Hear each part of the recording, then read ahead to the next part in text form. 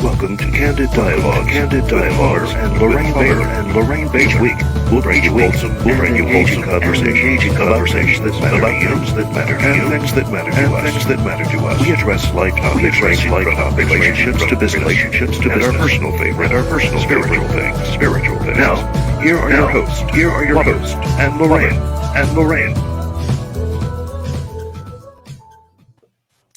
Well, good afternoon and welcome to Candid Dialogues with Plummer and Lorraine, the show where we talk about things that matter to you and things that matter to us. I am Plummer and this beautiful lady right here is Lorraine. We are so excited about this segment. We are closing out Black History Month. Yes. And we've had, over the last few weeks, we've had a guest on and they've been just giving us some really great features. But today, oh my goodness, I think that we are closing it out with a bang. Yes. So we have a special guest with us today. His name is Amadou Massally, a man of two worlds. He attended college and worked in America for Fortune 500 companies before he returned to his native Sierra Leone in 2009. While there, he worked in both the private and the public sectors. Relevant to our conversation today is the work he has done in making the reconnection with African Americans, especially those who are direct descendants of West Africans who were brought here to work on rice plantations, the industry that created wealth to this great United States. Mm-hmm. He has been on this journey since 2006, and he has not slowed down. He has not slowed down, honey. I am really excited for this. Especially since Amadou and I, we are family friends. Our families know each other. We grew up together. And when I found out the work that he had been doing, I had heard about the Gullah Geechee, but it's just one of those things, right? But he has really focused a lot of attention, not only on that, but on making that reconnection. So, folks, without further ado, let's see how we got here. Let's talk a little bit about how we got here. A few months ago. Okay. Yeah, all right. Okay. Go ahead. Several months ago, we, I think it was right as the pandemic started, we are at home and Plummer brought up this documentary about Sierra Leone. Mm-hmm. And we sat down together and we watched it. And when we thought about this Black History Month, I thought about the documentary and I said, you know what, it would be so great. I said, honey, it would be so great if we can get him on the show just to talk about the fact that we live in North Carolina and just a short ride away in South Carolina, this whole documentary was done. Yeah, and I said, I got the hookup. He got the hookup, and here we are today, guys. Hey, let's go ahead and bring Amadou on, and then we'll take it from there. There he is. Amadou, welcome to the show. Thank you. I feel relaxed to be here. You feel relaxed. There you go. You look relaxed. I put on my best Africana for you because I know you were coming on. I see. I can't match that. You have the hat on too, Yes. Well, thank you so much for doing this. We're really, really excited. Mm-hmm. I know folks are going to be blessed by this because there's a lot of knowledge that you have acquired over the years, even as you do this. What I want to do, let me just kind of set it up. We're just going to ask Amadou a few questions first, right? And then there is a documentary that Lorraine mentioned. I'm going to show that. I'm going to show about half of it. It's very educational. But why don't you start, first of all, by telling us, Amadou, how did this all come about? Where did this passion for roots come about? I know that's the word roots growing up, it was an inside talk, right? But really, where did this passion come from? You know, that's a good question because I can't answer it. But I can tell you, where my journey started. As now I'm a self-acclaimed Sierra Leonean Gullah man. Yeah. In 2006, I went to see a film or sneak preview of the film African American Lives that Skip Gates was putting out. Okay. Not sure if you remember it. Some people may remember it. And in that film, we identified a couple of prominent African Americans that have, roots in Africa. Oprah Winfrey was one such person, and also Whoopi Goldberg. I remember that. But anyway, we took a trip from DC, myself and 4 of my members of the Sierra Leone Network, which was an organization that I was president of in 2006. So we went down there because someone invited us to go and have the sneak review. Whilst we were there after the film, because I had known about the Gullahs. I first realized or discovered the Gullahs when Ambassador Andrew Young in 2004 took his DNA test, and that pointed to Sierra Leonean ancestry. Andrew Young. Okay. That was the first time I heard of these guys called Gullahs, because my aunt that I stayed with then mentioned, the links to these folks in South Carolina. That's our Gullahs. We call them Gullahs, Sierra Leone. Yeah, we say Gullahs. Right. Yeah. Gullah, right. So, and then eventually I read a story about Andrew Young's, DNA test and a story that included the Gullah Geechee story. All right, fast forward to 2006, and after that night we watched that film, I saw a couple of brothers working at the hotel. So I asked them, I said, "Hey man, are you guys Gullahs?" I mean, here I am thinking that every South Carolinian that's black, it's a Gullah Geechee. And they said, "No, man, those guys are down on the coast, so to speak, right?" I mean, I think they were a little offended by it, in fact, when I asked them that. Wow. All right, but the next day we drove down to Hilton Head Island. We were with someone, Dr. Hilton Bowley, who had traveled from Florida to come see the sneak preview with us. But he had also gone to Hilton Head and engaged Emery Campbell. Now, Emery Campbell, this was in 2006. Emery Campbell had gone to Sierra Leone in 1989, right? The first Gullah homecoming. He led that group, 13 of them. So we got on Emery's tour. And whilst we were on his tour, it was his brother actually that did the tour that day. He was, giving us explanations about, the life on this island. And before the island was breached, it was isolated. That really, struck me when he said 100% of this island was owned by Gullahs. However, in 2006, maybe 10% or less was owned by them. Yeah. Wow. Yes. 2006. That's a whole other story on its own. That's a whole other story, but interestingly enough, it piqued my interest. But even more so, he took us to a beach. I think there were only 2 public beaches then left, because developers had made every other beach private property. So whilst I was on that beach that day, I was facing the Atlantic Ocean, and I hadn't gone home to Sierra Leone since I left. Now, I left in 1983. This was in 2006. So 23 years had gone by. Whoa. And at that beach, for some reason, I just envisioned Sierra Leone being on the other side of the ocean, the Atlantic Ocean, where I was standing. And something came over me. I can't explain it, but I was moved by that moment, thinking that, I hadn't been home in 23 years, but over there is my home. This is the closest I've been to home since I've been in America. I even thought about swimming across the ocean. Go back. That's a moment. That is a moment, right? You just described. Yeah, that hit me. And then another thing that really moved me to get more involved in this, I saw the people down there. They looked like folks I had left in Sierra Leone 20 years ago. The features were so African. And I can explain quickly why the features were so strong. The African features are still so strong is because they were isolated from those plantations due to malaria and yellow fever. Yeah. So they were able to keep their African, not just their culture, but even their DNA, I guess, the genes. So, So you find that in the Gullah Geechee culture, you see very prominent African features in these African Americans. But anyway, so that's how I got involved in all of this. I came back to DC. I wrote a long episode about my discovery, so to speak, my personal discovery. And it was in the forum of Sierra Leoneans. And then someone wrote back to me, I don't remember who it was. They asked me if I had met a guy named Joseph Opala. So I thought Opala was a Nigerian guy.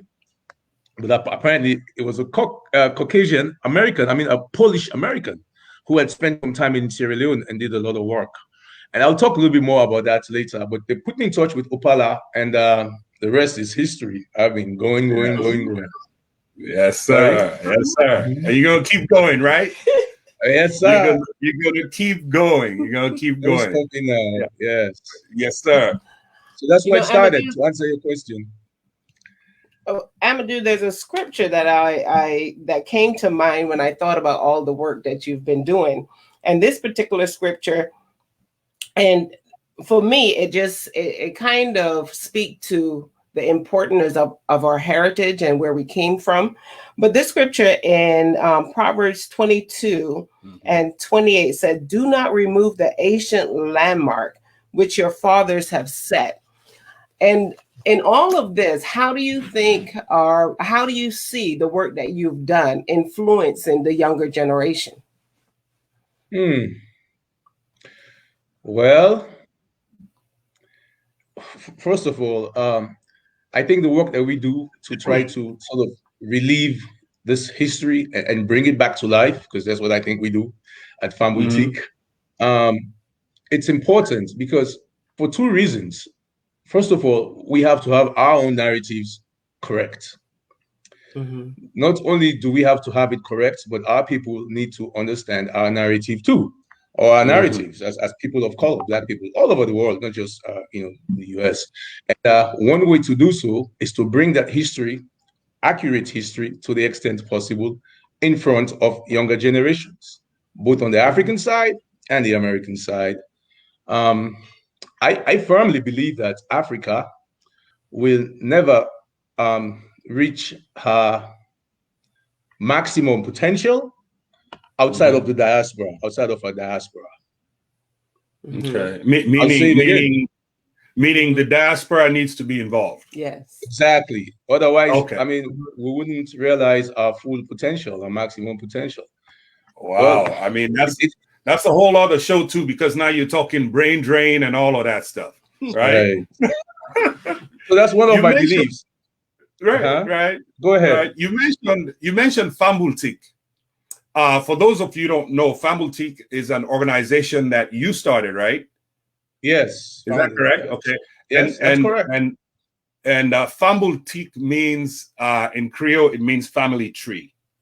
Fambul Teak. Yeah. I just wanted to bring that up. Thank you for interrupting that. Well, you should know that, right? So, well, hey, listen, I'll tell you what we can do. Let me ask you one more question, and then we're just gonna go into this. They've done a fantastic work. Was it 2019? You took a group of how many folks from the Gullah region? About 54 in total Americans went on this tour. Okay. Yes. Wow. It's the largest group to ever go on a heritage tour to Sierra Leone.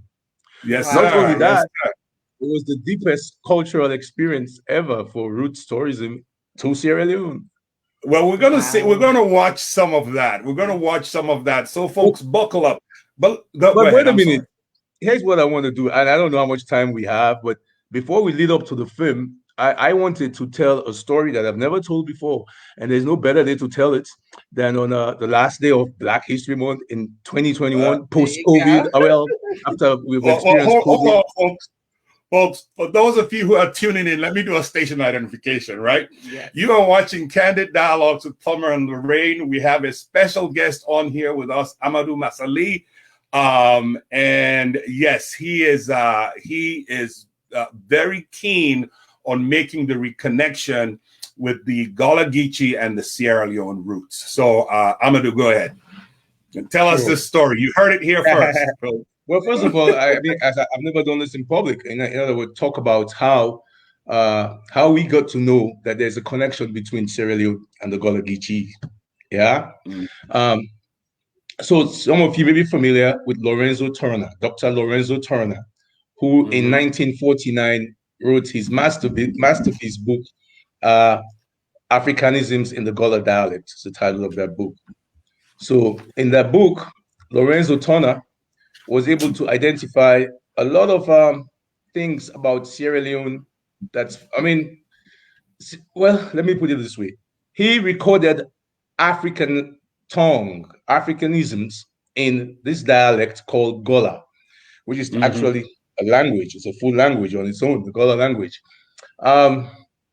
So Lorenzo Turner, when he was writing his book, recorded lots of Gullahs speaking or singing or counting or calling names. He was able to record names such as Bintu or Tamba or even Amadou. Yeah? Wow. Gullahs have these names. Those are very African Sierra Leonean names. Yes. Gullahs have these names. They call them basket names. Basket names because, it's more within the family. It's like hidden. So you see a Paul, Tamba, Thomas, yeah, a Gullah man with a basket name, or Amelia, Isatu, McCowan, yeah. So these are basket names. Lorenzo Turner was able to record over 3,000 such names from different African languages. Wow! Among the Gullah, and also hundreds of African loan words like Bigai, which means big eyes, which we also use in Sierra Leone, referring to someone who's greedy. Yeah. We have a word like on top of. Gullahs use pantap, we use pantap. They mean the same thing. And it also recorded, counting in the Fula language up to 19, from 1 to 19. I always wondered why not 20? Why did you not get to 20? But in the Fula language, Fula language is common to both Sierra Leone and Guinea, or more Sierra Leone. But back then also there were no boundaries, delineating Sierra Leone from Guinea. It was just a region. Yes. Right. So Lorenzo Turner, in his work, was able to find out these things. However, he never sort of identified Gullah language to Sierra Leonean languages. That was not his role. His role was to refute or rebut the common ideology back then that these Gullah people don't know how to speak English, they're dumb, that's why they speak like they do. And Lorenzo Turner sought out to refute that.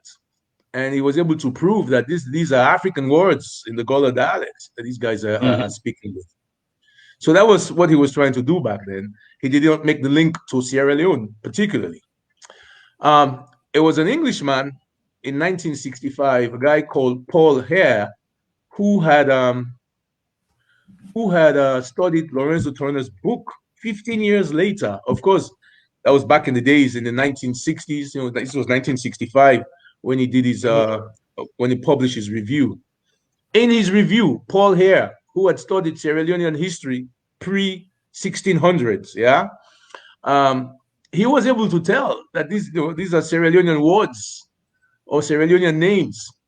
But he said to himself, wow, how many of these African names or texts are in Sierra Leonean languages? He was shocked by the fact that Sierra Leone has always been a small country, small population. We're only about 6-7 million today. I mean, back then in those 1600s, I don't know. Well, I mean, so he was shocked that from such a small population, there could be so many words in this Gullah Geechee language from Sierra Leone. 25% in total. So 25% of all the words documented by the great Lorenzo Dow Turner are from Sierra Leonean, languages, names, loanwords, songs. In fact, they recorded. Lorenzo Turner did. He recorded the longest text ever preserved by an American family. 5 lines long, and it was a Mende song from Sierra Leone. That's a key. That Mende song you're talking about. I think it's mentioned in the documentary. Yeah. It is. It is. Okay. And it also has its own documentary called "The Language Ukraine." Okay. So and it's based on the 1990. I mean, it was published or released in 1997, but it was based on the 1997 tour that the Moran family, who still have that song here in the United States, in Harris Neck, Georgia area. Yeah, that was remarkable that we could trace the song 250 years down the line. Yeah. Anyway, And so, I was on. Sorry. No, go ahead. Go ahead. Okay, yeah, let me talk about Paul here, how we looked at Lorenzo Turner's stuff and say, wow, Sierra Leoneans, I mean, there's Sierra Leonean languages, in here a lot. But he couldn't tell what caused it. He said, I don't know what the problem is or what the issue is here. Maybe some historians may explain it, but it is just uncanny that you can have so many words from Sierra Leonean languages in this Gullah thing. And he never mentioned rice because he didn't know. In fact, he offered this finding or discovery after reviewing Turner's book as a mystery. It didn't make sense. Then, moving on, in 1965, a gypsy named Dr. Ian Hancock, who's a friend of mine today in Austin, Texas, he's a specialist in the Creole languages, not just Sierra Leone's Creole languages all over the world, Portuguese, Caribbean, whatever. He studied about 20 to 30 of these languages because his dissertation for his PhD was on the vocabulary and the origin of Creole. So he knows the vocabulary of every origin of the words in Creole. Yeah. During the time he did this review in 1965, Dr. Ian Hancock was an editor of a journal called Sierra Leone Language Review, set up in London, 1965. It later became West African Languages Review. But Hancock published his study. What he cited that after looking at all these different Creole languages, 2 of them are almost unintelligible. They were, you can't tell the difference between them pretty much. And it was Gullah and Sierra Leone's Creole. Of course, were there words in Nigeria's Pidgin? Yes. Were there things in Ghanaian Creole, they call it? Yes.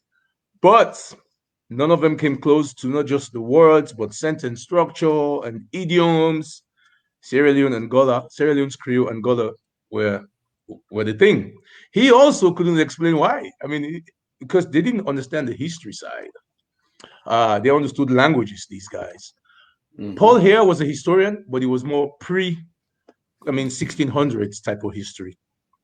So the mystery still hung from 1965 to 1974, when a black man by the name of Peter Wood wrote a book called Black Majority.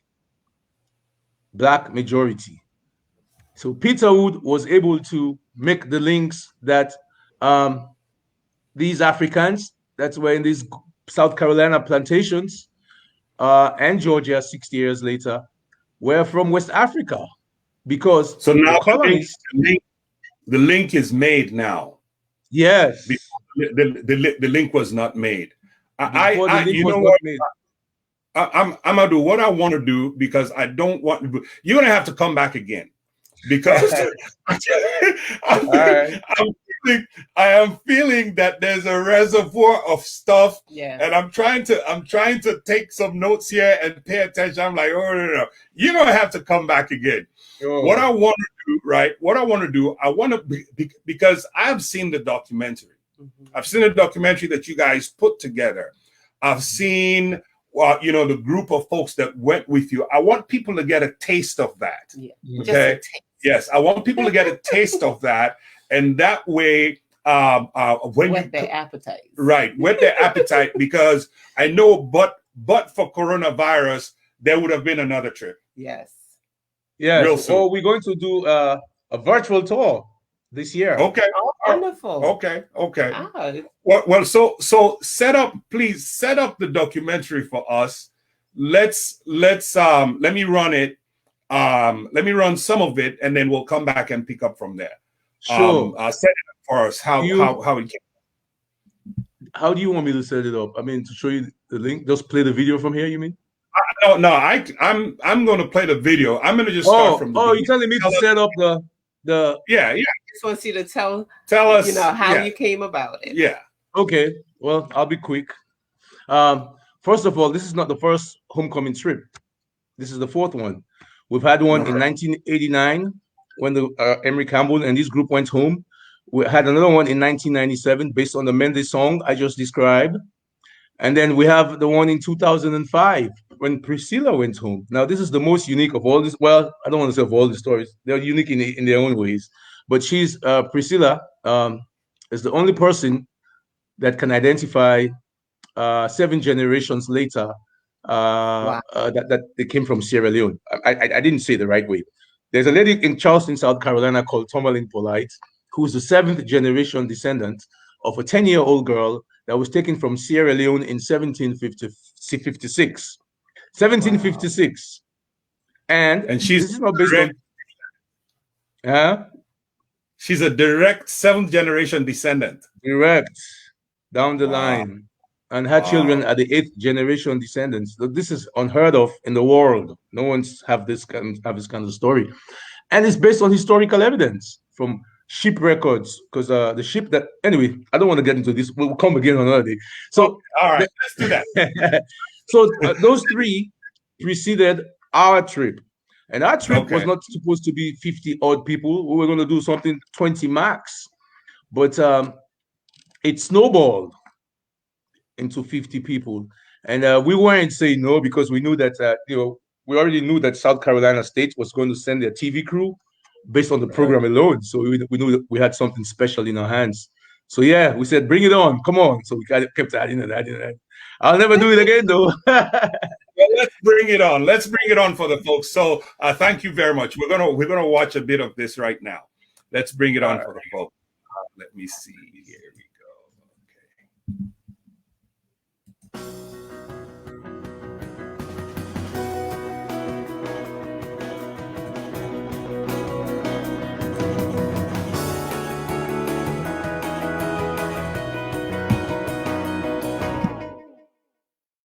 This program was supported in part by South Carolina Humanities.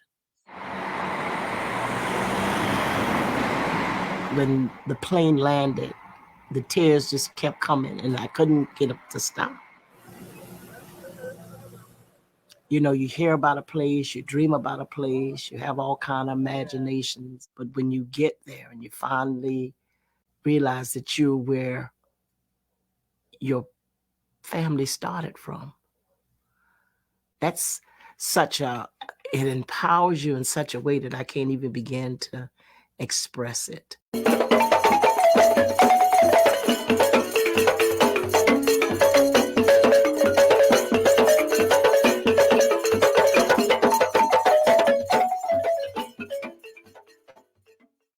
The Gullah, also known as the Gullah Geechee, are descendants of people from Sierra Leone and other neighboring countries of the West African rice coast. They were kidnapped, enslaved, and taken to the coastal low country of South Carolina and North Carolina, Florida, and Georgia. Over the centuries, the Gullah Geechee have retained a deep connection to Africa and a culture shaped by the dynamic currents of the Atlantic world. May I have attention, the gatehouse passenger ship. In December 2019, a group of Gullah Geechee cultural ambassadors boarded a plane for Sierra Leone. They included performers, scholars, teachers, artists, students, and business people. They were taking part in the latest of a remarkable series of homecomings that have nurtured an evolving relationship between Sierra Leone and the Gullah Geechee. There have been 3 previous Gullah Geechee homecomings to Sierra Leone, all organized in part by historian Joseph Opala, whose research helped to establish the historic link between the 2 cultures.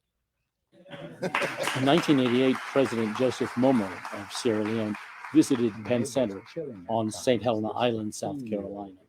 And President Momo invited Emory Campbell, then the director of Penn Center, to organize a homecoming of Gullah people to Sierra Leone. That took place the next year in 1989. Beneath bright.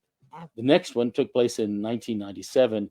It's called the Moran family homecoming. So they moved around. And that involved a family of Gullah or Geechee people from coastal Georgia who had preserved a song in the Mende language of Sierra Leone. The last homecoming that I worked on was called Priscilla's Homecoming.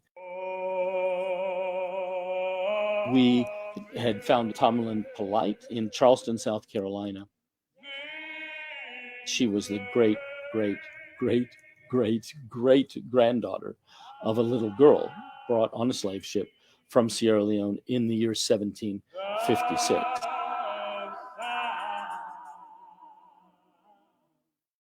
That was also just a national event that just caught everybody's imagination.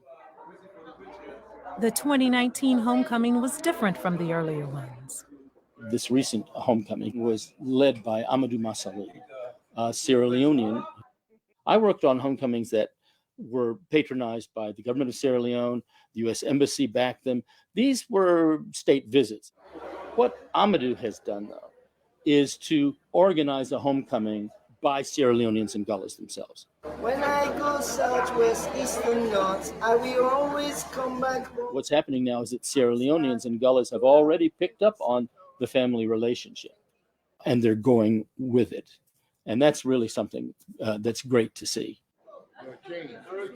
This trip has been in the works for some years now. I've been building relationships since 2006 among many of these Gullah leaders that you see with us. And it's happening now, to my surprise and astonishment, because of the number of people that we have out here and also the quality of Gullah leaders that agreed to come on our tour. That first night there, we got to the hotel and they came and the dancers and we met the chief. The spirit of the people there is so great, so welcoming, inviting. The reception of us, it was so awesome. And they really made you feel like you are sister and auntie and cousin. And right there it started. Man, it started coming up through the ground and through my feet, resonated through all of me, and it just grew and grew and grew throughout the trip. Our forefathers want to communicate to you that we leave these people in your hands. All the protection, you prevent them from accidents, you wish them all the good things. We are taking this alcohol. So that's why we are throwing this one tonight, so that you can get These guys are our relatives. Okay. If you don't know about them, we'll be here for about 10 days. Before we leave Sierra Leone, you will know a whole lot on these Gullah Geechee. We appreciate it. More and more people are gravitating towards roots tourism, towards heritage tourism, and they will want to see the real deal.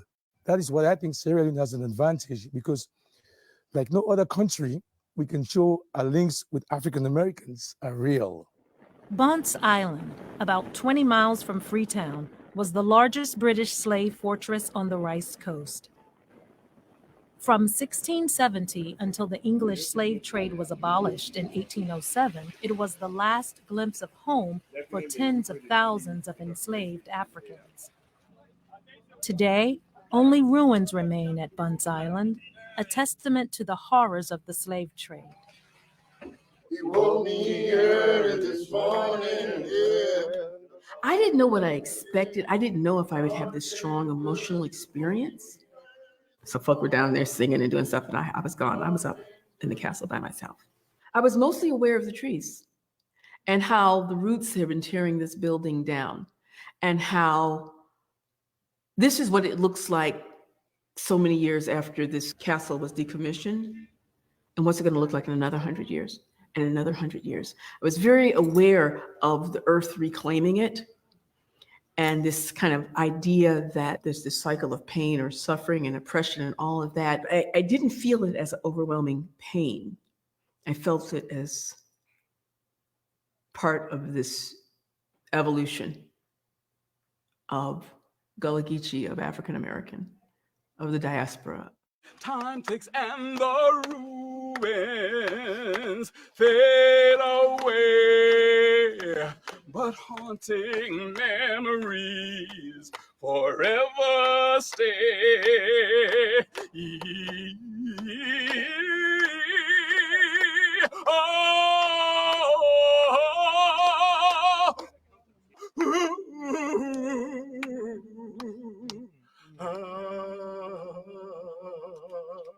Wonderful. I definitely heard a lot about Bunce Island from my dad. This is his second time going to Sierra Leone, so he created a whole CD and book, and I was already sort of anticipating some of the pain that he interpreted in those creative projects. I made a point to sort of move around Bunce Island separately. At one point, I just was sitting by myself in what we were told was the pen where the enslaved women and children were. Being in that space made me think this might be a root of people feeling like they don't matter. When we went to Bunce Island, you could still feel the energy. And so did my grandson, who was with me at that point. I'll take one more. Anybody who has that strong of an energy and a spirit that still stays in a location for over 200 years tells you something about the people themselves. I'm a photographer and I'm out here taking as many pictures as I can just to document the history, because a lot of people back home don't know about this place because they don't teach this. I didn't know about it until this trip, where my grandma, she told me on the way here about Bunce Island and the importance of it. I'm 23 years old and I never heard of it. So it's people back home that I feel need to know about this place. So that's why I'm here documenting as much as I can. Bunce Island, going there in particular, that's where I made the connection, and that's where the full circle happened for me. It was there that I understood. That's where we came from.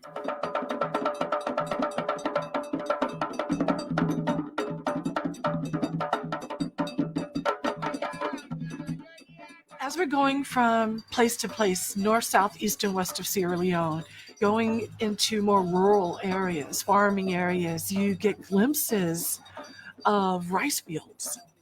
Rice is a staple food in Sierra Leone. Most Sierra Leoneans eat it at least twice a day.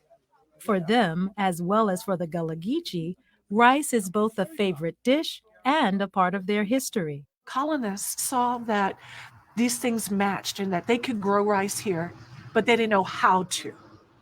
And we were the experts at it. The Gullah Geechee people, before we were Gullah Geechee, Africans from the Rice Coast had developed a system for cultivating rice using dikes that controlled the flow of water in and out of the fields. It worked perfectly for the southern lowcountry.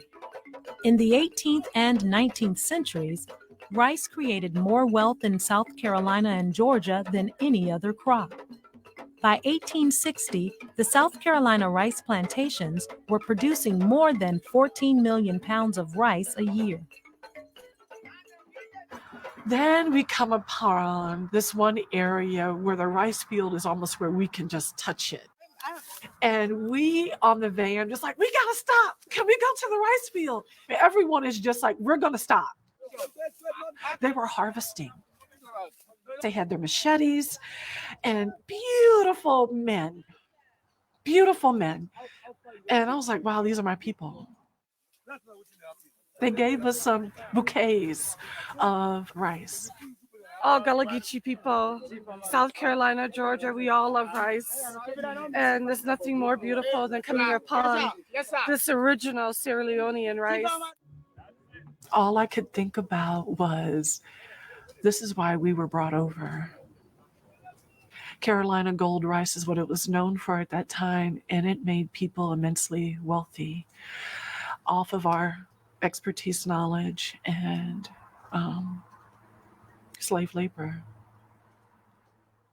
When you talk about South Carolina being one of the wealthiest colonies, one of the wealthiest British colonies in the world, Well, why was that? It was because they relied tremendously on the technical and managerial skills of a group of enslaved Africans who knew how to grow what became the most popular commercial export, which is rice.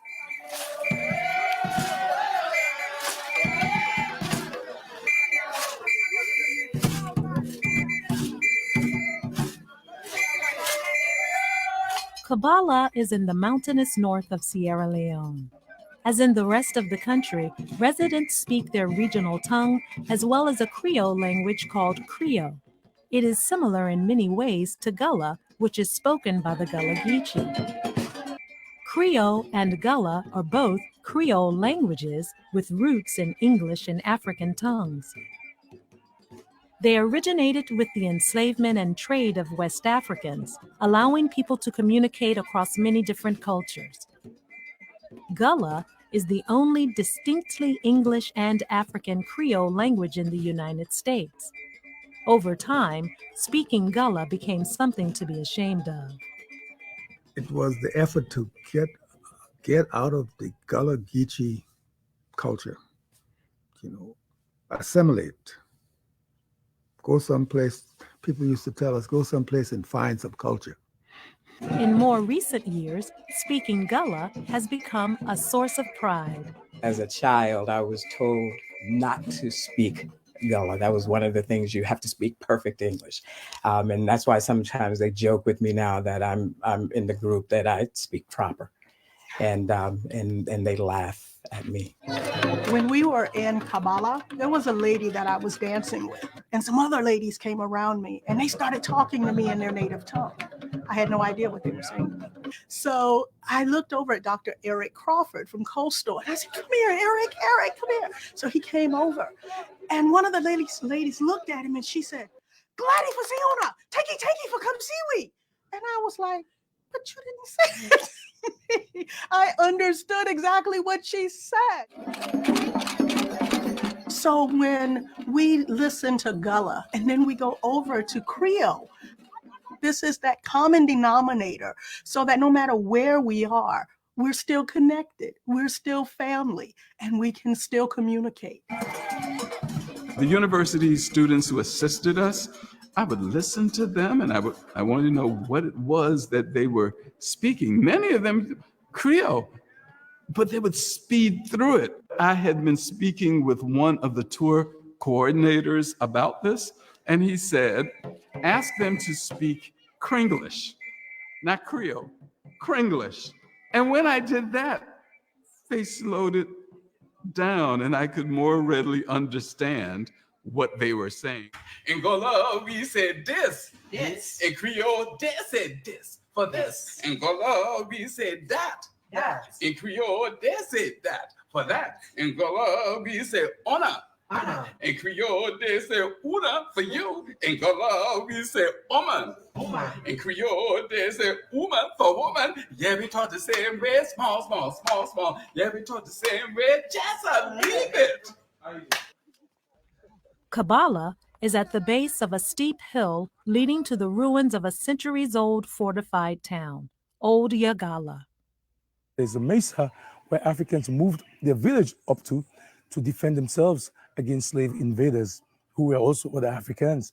So whilst up there, they could see for miles away as we went up there and saw for ourselves that, yeah, this place was really a special place. It was a hard climb up the hill, but I was determined to make it. It's a grind, brother. It's a grind, but we're going to get it. Yeah, we're going to get it. What gets me more than anything is the tenacity and the ingenuity of the people to come up here to get out of the way of the enemy. And now today is very surreal because to me, it tells me that they had a desire to be free. There's nothing like freedom.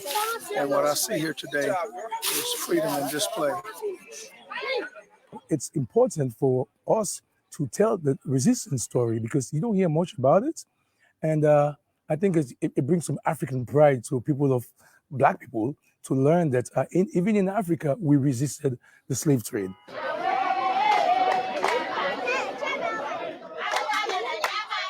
Rogbonko is a small village, the only place in Sierra Leone where women still sew coiled baskets.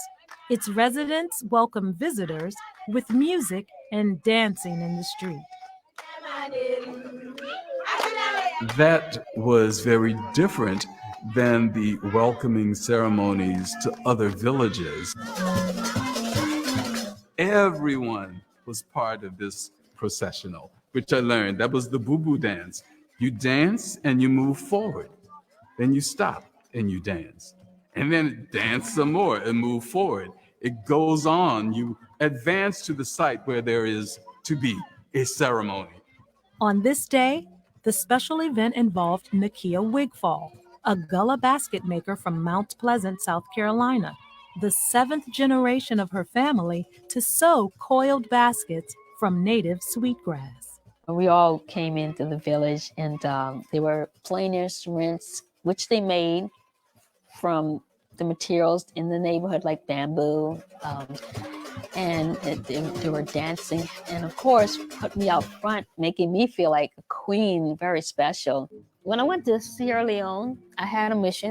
I wanted to sit and make baskets with the basket maker. I brought in some starters. Because of time, I wanted the basket makers there to actually work on my starters. Sitting there with those basket makers brought back memories to when me and my cousins and my sisters, we all would just sit around making baskets, telling jokes, having fun, talking, having a good time. I felt that when I was there, because you had generations, you have a grandmother, you have the mother, children. It was special. It was special to me. As you can see, this was the bottom, and they started working on it. Now, this grass is actually the grass from Sierra Leone. It looks identical to the sweet grass that I have here. This particular basket, basically almost the same as that, a basket maker in Sierra Leone started off with the bottom of it, and I started sewing on it with my own materials from here. And when I get through with this basket, it will be a rice fanner, as we would call it. Sweetgrass basket making is closely tied to the history of the South Carolina Rice Kingdom. The ancestors of Gullah Geechee people used coiled baskets for hauling and processing rice, and brought that tradition with them to America. In particular, the flat, wide fanner basket used for separating the kernel from the chaff was vital to the rice economy.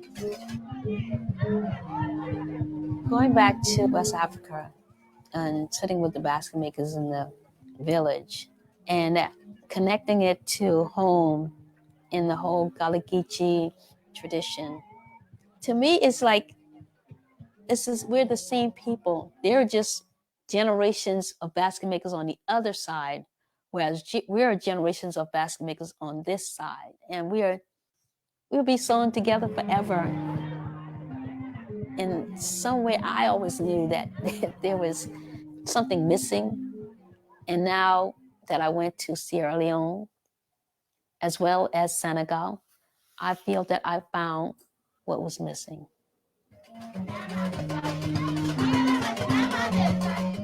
Taking a trip or a pilgrimage over to Sierra Leone as a Gullah Geechee person really helps you to see and feel the connection that has been told that we have.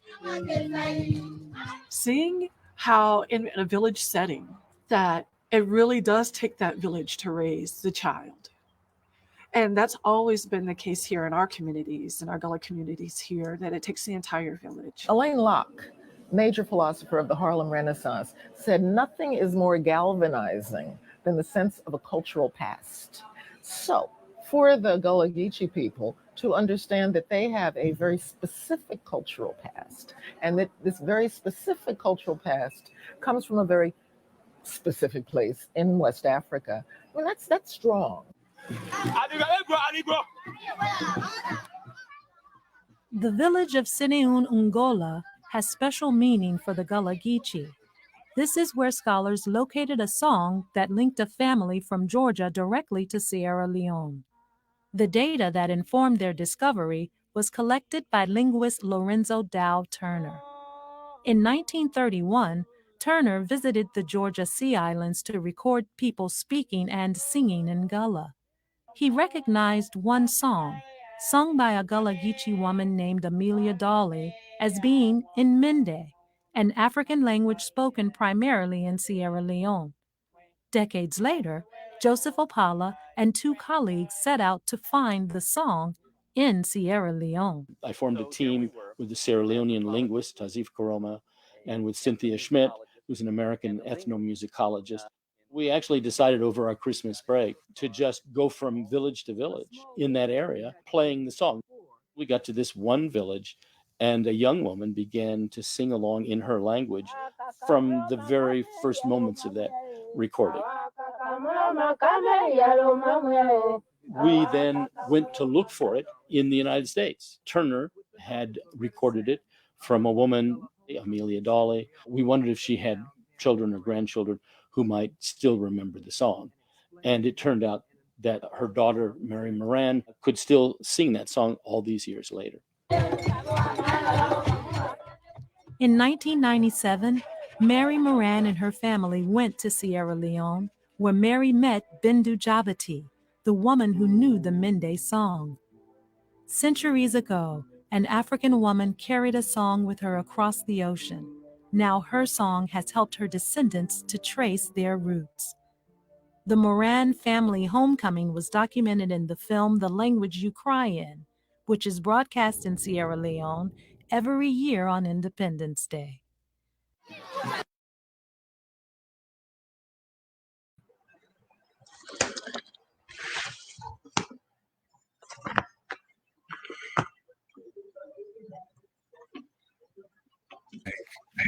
Wow, wow, wow, wow, wow. You like that? This is, yeah. I mean, I've watched this several times, Amadou, and it is just, every time I watch it, I get a little overwhelmed. Yeah. Thank you so much. And folks, by the way, the documentary is available. I'm going to put a link. It's available on YouTube, correct? Is that correct? That's correct. We have a channel. Yeah. Yeah. The full length documentary is available. You say you have a channel. What's the channel? It's called Fambul on YouTube. Fambul. So okay. But it's going to be yes, there's going to be a link on our website that'll go directly. So if you can't, remember that, just go to Candid Dialogues. Yes. Okay, so that's going to be there. This is amazing. All the comments that I'm hearing.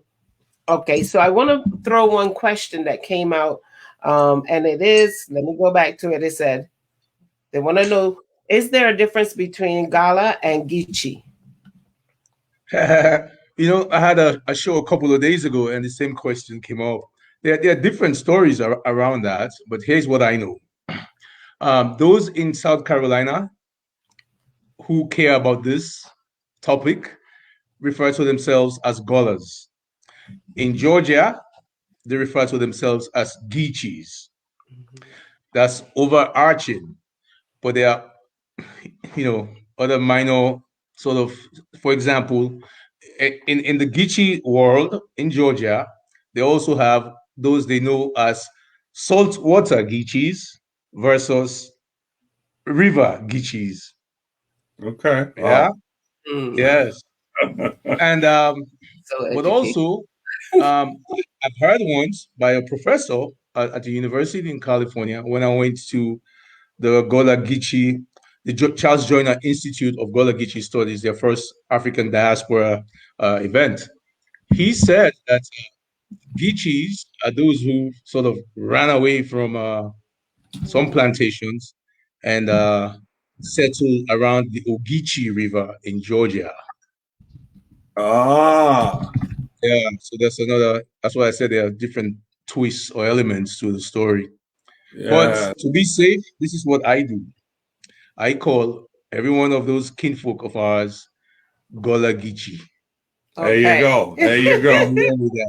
There you go. And it's starting from what? From North Carolina all the way down to, you can find them on the coast, right? All the way down. Yes, well, there's a corridor. There's a Gullah Geechee Heritage Cultural Corridor Commission. Something, I don't know if I said it right, but there's a commission that sort of spans the area where Gullah culture is being preserved by these United States on purpose, and rightfully so. Okay.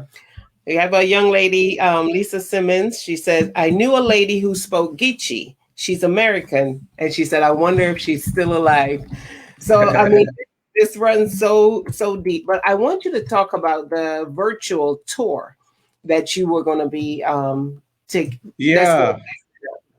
The virtual tour speaks to, in fact, we're having one in March. It'll be the first one for a private school out of Atlanta, Georgia. So what we will do, our tours are based on 3 elements that are, tied to this transatlantic slave trade. The slave trade itself, the transatlantic slave trade itself being one of them, and the resistance to it, because we have a place in Sierra Leone where we can show resistance. It's in the film to the transatlantic slave trade by Africans in Africa. That's not much talked about. You don't really hear those types of stories that Africans. Let me just say, because I think you said that earlier. It is the resistance to Africans, right? By Africans, because yes, the slave trade was fed by Africans. Yes, capturing. I mean, originally started with Caucasians, but then when Africans saw that there was business there, they would. No, it's the other way around. It started with Africans. Africans, we had slaves within our own communities as Africans, even before the man came. Yeah. So, and I would have dared any ship captain who was a white man to go into the interior and go look for slaves. I would have dared them do that. So it was more the Africans that would bring other Africans down to the shore. Okay. Where the captains will purchase them as cargo. And this chattel. is not about much. It really is not talked about much at all. No, but it is history. It is, and the third part is abolition of freedom. Sierra Leone and the Gullah Geechees, or African Americans, have a two-way connection. Not only did folks come as enslaved people, but as freed people, some of our folks went back. Yeah, and that's unique with regard to African Americans and any other African country. Okay. You can say Liberia a little bit, yeah, and that would be true. But Liberia didn't really participate much in the transatlantic slave trade. In fact, based on some of the research I've done, I want to believe that most of those Liberians that were sold into slavery, particularly to the Georgia, not South Carolina and Georgia, were shipped through Bonds Island. So in other words, Bonds Island had ships because they were a major operation, those Brits. But they had ships going 300 miles south, 300 miles north of the coast of Africa to pick up Africans. So you could see how 300 miles south from, Freetown Harbor can take you down to Liberia, Cape Mount area, northern part of Liberia, where, many of the Liberians enslaved would have come from. Yeah. Wow. And again, there were no lines of demarcation back then, right? So, where's Liberia, where's Sierra Leone? Right. It was all a region. And I think, yes, I think sometimes we tend to forget that. Back in those days, it was not like this was Sierra Leone, this is Liberia, this is Guinea. It was just a region. It was that region. At times, it went through being called the Gold Coast, and even way back to the Songhai Empire and that kind of stuff. It was just a region. Yeah. And in fact, plantation owners in America used to, call it the colonies. No, I mean the colonies, yeah. Used to refer to that area as the Rice Coast. It spans 6 countries: Senegal from the north down to the Gambia, Guinea-Bissau, Guinea, Sierra Leone, and then Liberia. Yeah. That's the Rice Coast. Because again, if you go to these countries today, that's what we do. We eat rice, sometimes 3 times a day. We've been doing that for eons. I have a friend, Wemby Dimanja is from DRC, and he always teases me You know, sometimes I put fake pictures about Thanksgiving. He says, Plumber, I don't see any rice there. Well, this has been truly amazing. We really appreciate your time and all the effort and everything that you've put in to get this heritage so stapled for the younger generation. Of course, it's good for us older generation, but we are sometimes when we know where we've come from, then we can really determine where we want to go. You know, and I think that what you have done is something that is going to be a legacy that's left behind for someone. Is something that's documented that they can go back to time and time again. Yes. So we really appreciate that and appreciate you for doing that for us. Now we have some people that are on. Some have said they want to do they want to be on that next trip. So can you give us an anticipated time? I know we're in a pandemic. Right. If we're looking at the future, ballpark savings. Yeah. How much should folks put together as they begin to save toward this trip? Can you give us a ballpark figure? Let's say a 10-day Sure, I trip. can. Okay. But I want to answer Mrs. Bill's question first. Is that okay? That's my man. My man. Go ahead. So with regard to our next tour, I mean, we can probably say in 2022 is safe, December 2022. But it's also possible, based upon how things go this year, since we're missing this year's, to do two next year in 2022. So to do two tours. And that tours are special, of course. There are many others, there are different other tours out there. But we take pride in what we do in terms of reflecting the accurate history. Like I mentioned, no one in Sierra Leone has done a tour that's based on slavery, resistance, and abolition. And we hope others join us in this. Again, this is not just about competition.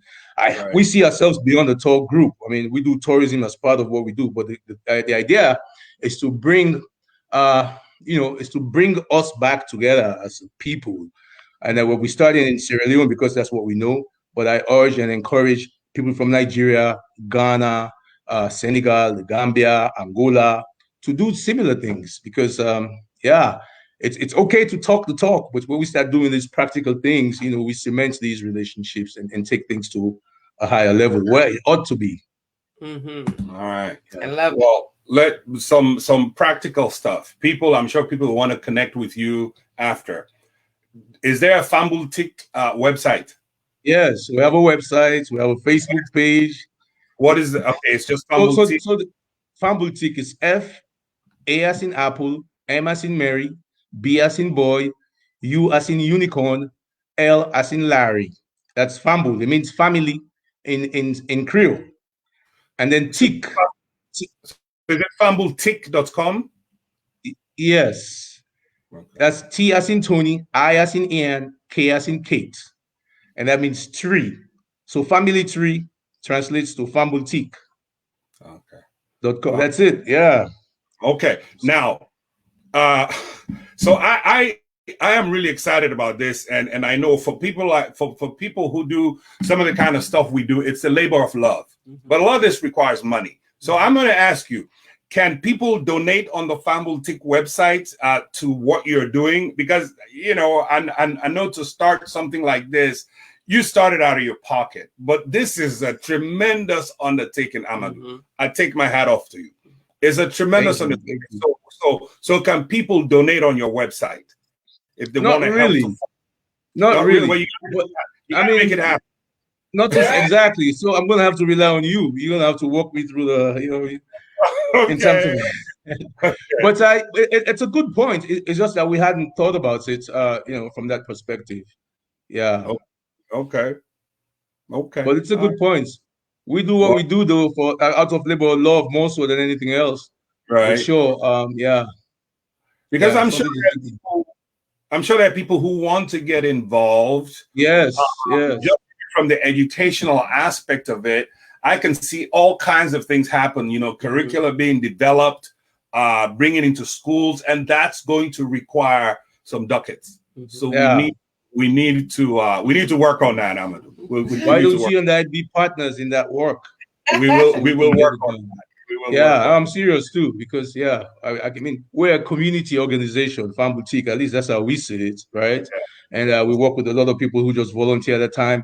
I have a bunch of people I'm, grateful to for these efforts that we just undertook in Sierra Leone a couple of years ago, including the director and producers and filmmakers and the group that went with us. One thing I'd like to say is that on this trip that we just saw the film of, we went with Gullah leaders in the Gullah community in many different. I'm not saying we went with all of them, or these are the only ones, but you see rondays singing to a bunch of villagers. If you're all familiar with Gullah Island, where rondays was the man and his wife Natalie went along, and their children, the whole family went to Sierra Leone. There's a Dr. Veronica Gerald, who's a director emeritus at Coastal Carolina University, worked at Penn Center. We have Victoria Smalls, the Morans and the Rutherfords. Their story is linked to that song, and we went to that village. But even over and beyond the trip, go ahead. Thank you so much for that information. But there's someone here that said, please answer Plummer's questions on the savings toward this trip. Oh, the trip. Yes. They are very interested. I will tell you, I mean, and I'm a very transparent guy. Those who know me know that. The last time we went, we charged $3,700 per person. And it was undercharged because we felt the brunt of that in retrospect. So we charged $3,700 the last time for 10 days. Okay. Right? Now, is that inclusive of airfare or just everything? Food, transportation. It was about it was an average of about $3,700 per person. Some people paid later, so they paid a higher, airfare. Those who were in the early game, so it was about $3,700 total for everything. But like I said, we realized there was an undercharge to that. So I would say anywhere from $4,000 to $4,500 would be a good savings on a trip like that. If you go with us, and we provide value for money. In fact, more than value for money, I think. But also, I'm not here to promote tourism. I'm here to promote, a mindset, a thinking, a change of narrative kind of thing. Tourism is part of it. Yeah. You mentioned about the young generations. Very soon we'll be having these types of dialogues with Sierra Leoneans in the diaspora, our children, that don't know what it means to be Sierra Leonean in America. And that's inclusive of Gullah young ones too. And the DNA Sierra Leonean, I call them Sierra Leonean Americans, that community also. So we have a plan for these groups, and hopefully we can continue these dialogues on your page, on your website, and share the information. Amadou Massally, folks, thank you so very much. Yes. He's a treasure trove of information. I've known Amadou since we were kids. I can't even begin to tell you how fulfilling this has been for me. Yes. If you want to, truly an honor to have you on the show. If you want to get in touch with Amadou, they're on Facebook. They've got a Facebook page. Just do a search for Fambul Tik, or you can go to their website. I've put the website up there for you. Thank you so very much, Amadou. We'll do this again. We'll do this again. It was a pleasure. So we're not going to wait for Black History Month anymore. Okay. We're not going to do that. Thank you very much. There's a whole lot more where this came from, I can assure you. All right. Thank you so very much. Thank you so Regards very to the family. Yes. Likewise to you guys too. All righty. Yeah. Last day of Black History Month. Yes. This was Close it out great. Yes. This was meaningful. Well, folks, there you have it. Candid dialogues where we talk about things that matter to you and things that matter to us. I'm Plummer. I'm just so full. That was just so awesome. It was just a pleasure to hear and to see. But again, you haven't seen everything. Go to his website or go to YouTube, and definitely the entire documentary is there for you to see. I think that the towards the end of I don't want to spoil it for you. You got to see the whole documentary. You got to watch all of it. Watch all of it. It will bless you. It will bless you. All right, folks. That's it. All right. God bless you all. Remember, have a great week. Success is only one candid dialogue away. We will see you next week. We've got a great show for you next week. Thank you.